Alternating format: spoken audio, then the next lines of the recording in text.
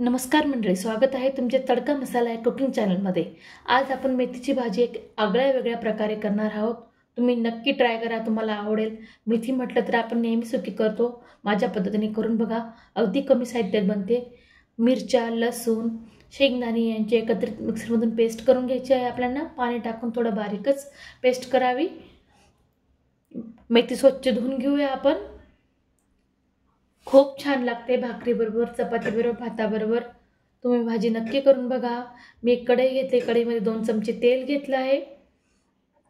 तेल तापल्यावर आपल्याला त्यामध्ये 1 चमचा जिरे टाकायचे आहेत। अगदी कमी साहित्यात बनते।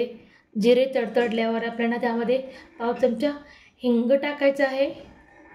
हिंग टाकल्याने मेथीच्या भाजीला छान टेस्ट येते, वास देखील छान येतो, पचायला हलकी देखील होते। हिंग परतल्यानंतर आपण त्यामध्ये वाटलेलं मिश्रण टाकून घेऊया। मिश्रणात फक्त शेंगदाणे, हिरवी मिरची आणि लसूण एवढंच घेतलं आहे। मिश्रण छान तेलामध्ये परतून घ्यायचं आहे।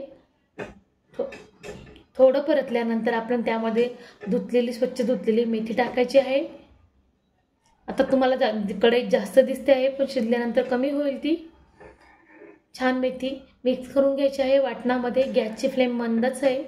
माझी स्टीलची कढई असल्यामुळे चिकटण्याची भीती असते, त्यामुळे गॅसची फ्लेम जास्त करून मंदच करावी भाजीला। आता त्याच मिक्सरच्या भांड्यात थोडं पाणी टाकून आपण भाजीमध्ये टाकणार आहोत।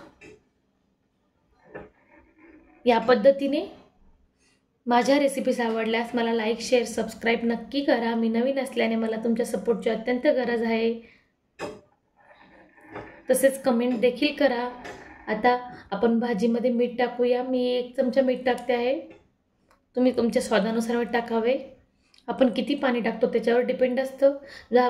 भाजीवर झाकण ठेवताना पूर्ण ठेवू नये। मी 2 मिनिटात काढून घेतले, कारण की भाजी ओतू जाण्याची शक्यता असते आपण शेंगदाणे वापरल्याने। भाजीला छान उकळ आली। मी 10 मिनिटांनी झाकण खोलून पाहिलंय। 5-10 मिनिटांनी खोलून बघायचं। झाकण पूर्ण ठेवू नये, अर्धवट झाकण ठेवायचं आहे आपल्याला भाजीवरती। भाजीला छान उकळी आली बघा। एक उकळी आल्यानंतर आपण त्यामध्ये पाव चमचा हळद टाकायची आहे। हळद मी तेलात टाकल्याने तेलात टाकल्यावर हळदीचा कलर काळा पडतो। आता आपण यामध्ये हळद टाकून घेऊया। अगदी थोडी हळद टाकली आहे मी। हळद टाकून पुन्हा मिक्स करून आता आपण भाजी शिजायला ठेवूया। 10 मिनिटात आपल्या मेथीची भाजी छान तयार होते। झाकण याप्रमाणे ठेवावे। आता आपण 10 मिनिटांनी भाजी शिजल्यानंतर सर्व करूया। बघा किती छान दिसते। रात्रीच्या जेवणामध्ये आमचा हा मेनू हमखास असतो। सगळ्यांना आवडतात भाज्या असल्या।